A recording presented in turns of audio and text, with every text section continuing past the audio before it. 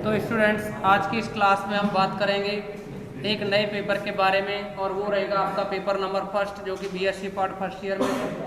और paper first का नाम है विविक्त गणित, जिसको कि आप डिस्क्रीट मैथमेटिक्स के नाम से जानते हैं। अब देखिए, इसमें एक चैप्टर नंबर चार है, और चैप्टर 4 से आपकी यूनिट फर्स्ट बनती है। चैप्टर 4 से यूनिट फर्स्ट रहेगी। विविक्त जो गणित है, या पेपर फर्स्ट कहें इसे हम, पेपर फर्स्ट, जो कि विविक्त गणित के नाम से है।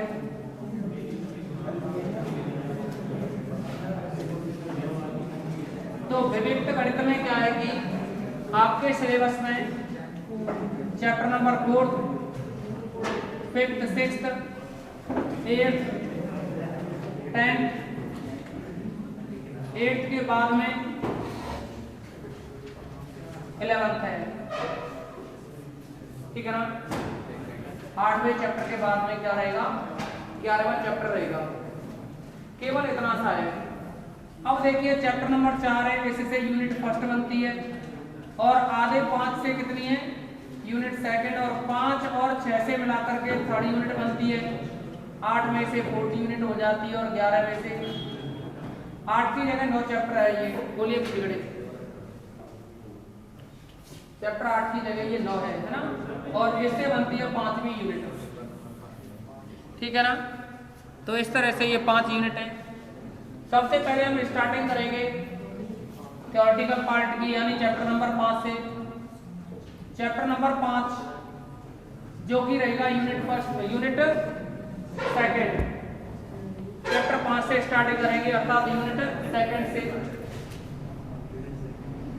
यूनिट सेकंड से स्टार्ट करेंगे, जिसमें कि चैप्टर 5 रहेगा, जिसका नाम है ग्राफ सिद्धांत।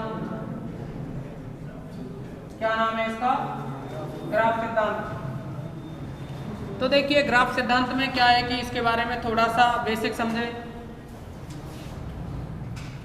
एक जगह है कौनेश्वर, वहां पे क्या है, एक टापू है एक नहर के अंदर, और उस नहर का नाम है फ्रीजर। तो आप ये समझेंगे कि ग्राफ सिद्धांत की शुरुआत कहां से हुई? इस फ्रीजर नदी से ही ग्राफ सिद्धांत की शुरुआत हुई। वहां क्या है, अभी भी कुछ इस तरह की कंडीशन है कि एक तो टापू ए है, दूसरा टापू बी है। टापू के बारे में तो जानते हो ना, क्या? अरे तो हम उसकी इंग्लिश नहीं पूछ रहे हैं। देखिए, कोई भी ऐसा भूभाग जो चारों ओर पानी से घिरा हो। अब यहाँ क्या है, कंडीशन थी कि जब टूर पे आते थे ना कुछ, तो उनके लिए एक तो ए से बी तक के लिए जाने को एक पाथ था, एक रास्ता। एक ये देखिए, एक तो साइड हो गई, जैसे ये पानी है, इसमें ये नहर है, तो यानी नदी कहें, तो इसके एक साइड तो ये टापू तो हो गई ए बी, और एक साइड का जो किनारा उसको सी कहें, दूसरे को डी कहें। तो एक तो ए से डी की तरफ जाने के लिए एक रास्ता था, और इधर ए से सी की ओर आने के लिए भी एक रास्ता था। बी से डी की ओर आने के लिए 2 रास्ते थे। ऐसे ही इधर बी से सी की ओर आने के लिए भी 2 रास्ते थे। अब क्या इस प्रॉब्लम में ऐसा पॉसिबल है कि कोई भी कैंडिडेट एक साइड से एंटर करे और एक पाथ पर या एक रास्ते पर एक ही बार चलना हो?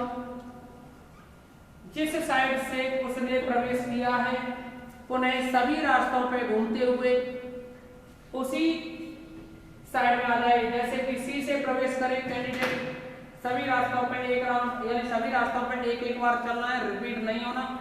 तो क्या ऐसा पॉसिबल था कि ये इसी साइड में आ जाए? आप भी चेक कर सकते हैं।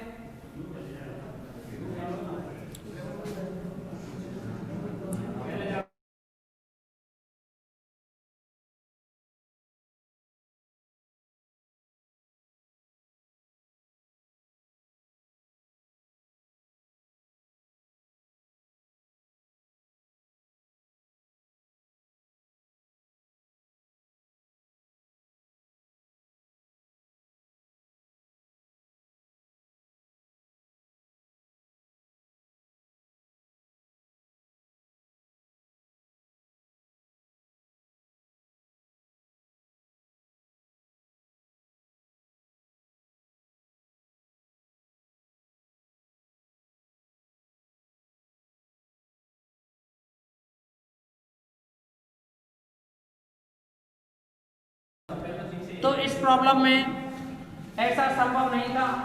तो अब क्या हुआ कि इसमें जो टापू है ए बी सी डी, जो यानी टापू ए और बी, इनको तो एक बिंदु से व्यक्त कर दिया, और ये जो किनारे हैं सी और डी, इनको भी बिंदुओं से व्यक्त किया। किंतु ये जो पथ है ना, ये तो था ए टापू, ये बी है, और ये सी और ये डी। अब क्या किया कि यहाँ ए से डी के लिए एक रास्ता था, ए से सी के लिए एक रास्ता, ए से बी के लिए एक रास्ता, उन्हें बी से डी के लिए 2 रास्ते, और बी से सी के लिए भी 2 रास्ते। तो इन रास्तों को तो कहा कोर, क्या कहा इनको? कोर। और ये जो टापू, ये जो भी थे, इनको नाम दिया सीड्स। तो आप देखेंगे एक ग्राफ में क्या होते हैं, कोर और सीड्स। क्या होते हैं? किसी भी ग्राफ में सीड्स और कोर विद्यमान होती हैं। लेकिन इन कोरों को अगर नाम दें, जैसे इसको एडी कह दें, क्या कह दें इसको? एडी। दूसरा बीडी कह दें, अगला एसी कह दें, अगला बीसी कह दें। अब यह बताओ, ये जो कोर लिखी हमने, इनमें कोई क्रम है क्या? इसे ए बी ए डी को ए डी लिखो या डी ए लिखो, लिख सकते हैं ना? कोई दिशा थोड़ी है इसमें, कोई दिशा नहीं है ना। तो इसको हम किसी भी नाम से लिख सकते हैं, ए डी लिखें या डी ए लिखें, इसको बी डी लिखें या डी बी लिखें। तो अगर हम क्रम बदल के लिखें तो इसको कहते हैं अक्रमित। क्या कहते हैं? अक्रमित। और जो सीड्स हैं, इन सीड्सों को हम, ये जो सीड्स है ना ए बी सी डी, इनको ऐसे लिख दिया जाए ए बी सी डी। तो क्या कहेंगे हम कि अगर सीड्सों के समुच्चय को कैपिटल बी से डिनोट कर दें, बी फॉर वर्टेक्स, और कोरों के समुच्चय को ई से व्यक्त कर दें, ई फॉर एज। क्या? E for age. तो हम ये कह सकते हैं किसी भी ग्राफ में कुछ सीड्सों का समुच्चय होता है और कुछ कोरों का समुच्चय होता है, लेकिन कोरें कैसी होती हैं? अक्रमित। कोरों के अक्रमित युग्म। कोर क्या होती है? अक्रमित युग्म। किसके युग्म है ये जोड़ा किसका है? एडी। एडी किसका जोड़ा है? एडी किसका जोड़ा है? सीड्सों से।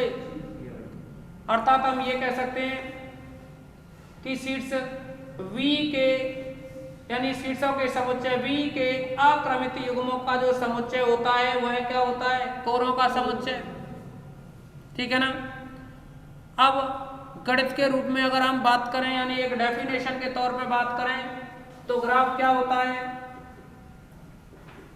यदि कैपिटल वी एक रिक्त समुच्चय है, कैपिटल वी एक रिक्त समुच्चय है, तथा कैपिटल ई समुच्चय वी के अक्रमित युग्मों का एक अन्य समुच्चय है, तो संरचना G बराबर VE इस तरह से लिख दें, बी लिख दें, कॉमा लगा के ई लिख दें। तो यह जो संरचना बनी, इसको ग्राफ कहते हैं। क्या कहते हैं इसको? ग्राफ। ठीक है ना। यही संरचना क्या कहलाती है? ग्राफ कहलाती है। अब देखिए आगे चल करके, एक तो आएगा आसन्न शीर्ष, कुछ आसन्न कोरें, आसन्न शीर्ष, समांतर कोरें और लूप। इसके बाद कुछ ग्राफ के प्रकार आएंगे, उनमें सरल ग्राफ आएगा, दूसरा आएगा सरल ग्राफ के साथ साथ मल्टी ग्राफ, अगला आएगा फिर छद्म ग्राफ। इसके बाद आएगा ग्राफ परिमित और अपरिमित, 2 तरह के होते हैं, तो एक परिमित ग्राफ, अपरिमित ग्राफ। इसके बाद आएगा रिक्त ग्राफ। इसके बाद आएगा ग्राफ की कोटि, ग्राफ में किसी भी अवयव की कोटि, या ये कह सकते हैं ग्राफ में किसी शीर्ष की कोटि। और ग्राफ में किसी शीट्स की कोटि क्या होती है? किसी भी शीट्स पर कितनी कोर आ रही है, जैसे इस ए शीट्स पर कितनी कोर आ रही है? 1 2 3 कोर आ रही है, तो इस ए की कोटि को क्या कहेंगे? 3 है इसकी कोटि। इसके बाद कोटि के बाद आएगा निलंबी शीट्स। निलंबी शीट्स क्या होता है? कोटि 1 हो जाए तो निलंबी शीट्स होता है। इसके बाद आएगा वियुक्त शीट्स। वियुक्त में क्या होता है कि कोटि कितनी हो? 0 हो, तो वियुक्त शीट्स कहलाता है। ठीक है ना। इसके बाद में भी आएगा सम्मित ग्राफ, असम्मित ग्राफ, ठीक, पूर्ण द्विखंडी ग्राफ, द्विखंडी ग्राफ, ये सब चलते जाएंगे आगे तक। इसके बाद में आएगा हैमिल्टोनियन चक्र, लेकिन ये हैमिल्टोनियन चक्र आपको सिलेबस में से हटा दिया है, आयलर ग्राफ रह गया है सिलेबस में। आयलर ग्राफ को समझाने के लिए आयलर ट्रेल, आयलर पथ, ये सब बताने होंगे। चक्र आएगा तो वो भी बताना होगा और यूनिट कंप्लीट हो जाती है। अब आप अपनी कॉपी निकालें और लिखें।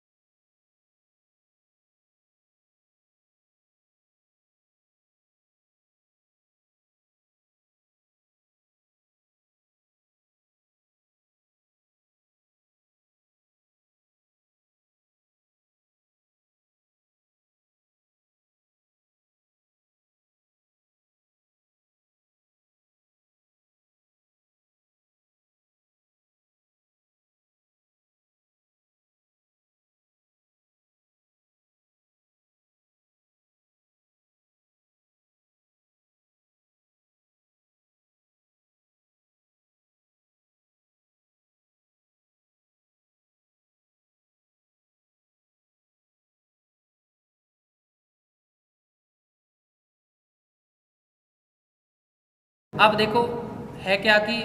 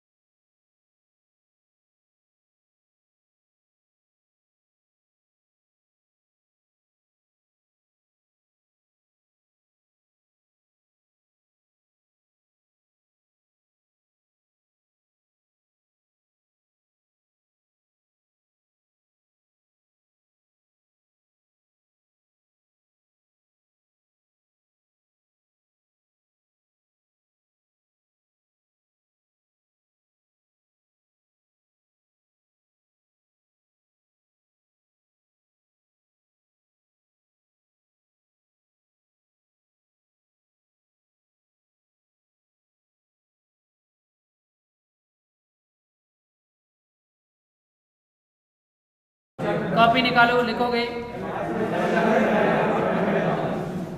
अरे लिखो, श्री गणेश तो कराएंगे। देखें ये जो डायग्राम है ना, इसको बनाओ। एक तो इसको बनाओ और एक बनाओ इसको साइड में। कंप्लीट करें इसको।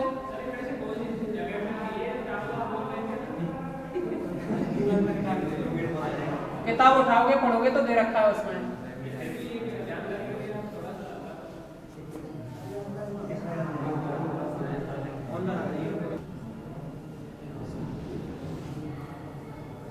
इसको कंप्लीट करें, इसके बाद आपकी क्लास कल रहेगी, ठीक है ना। और एक डेफिनेशन और लिखाते हैं, इसको कंप्लीट कर लो तो। ग्राफ हेडिंग डाल देना, ग्राफ। नहीं मिला था क्या का नाम? मिला होगा ना।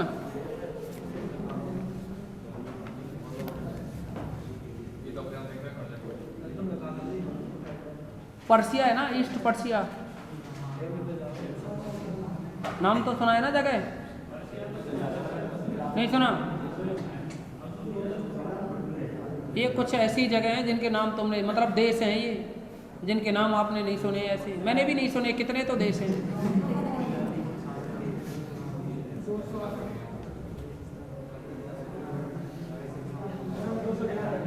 200 गूगल पे देखा है? Total 211 countries in world. ठीक है,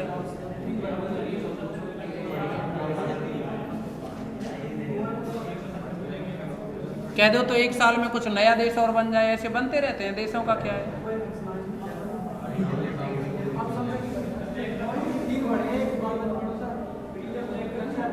हो गया इतना?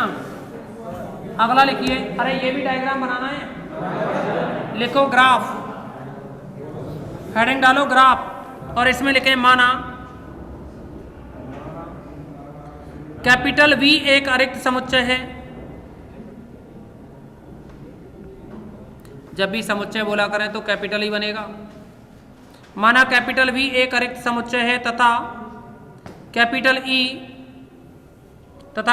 ई कॉमा समुच्चय कैपिटल वी के अवयवों,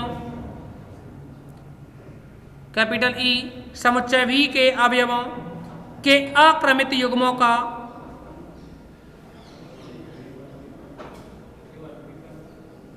माना कैपिटल वी एक अरिक्त समुच्चय है तथा कैपिटल ई समुच्चय वी के अवयवों का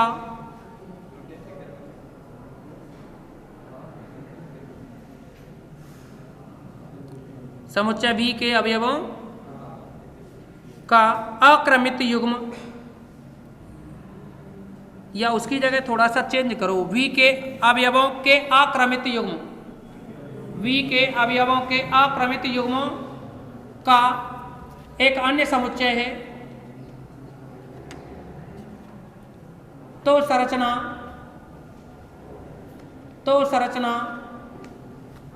G बराबर BE, तो संरचना G बराबर BE, तो संरचना G बराबर BE एक ग्राफ कहलाती है, एक ग्राफ कहलाती है। Full stop. इसके बाद लिखो समुच्चय कैपिटल V के अवयवों को, समुच्चय कैपिटल V के अवयवों को शीर्ष या बिंदु, समुच्चय कैपिटल V के अवयवों को शीर्ष या बिंदु तथा कैपिटल E के अवयवों को, कैपिटल E के अवयवों को कोर या शाखा कहते हैं, कोर या शाखा कहते हैं। तो आज की इस क्लास में इतना ही रखेंगे, नेक्स्ट अगली मीटिंग में रखेंगे।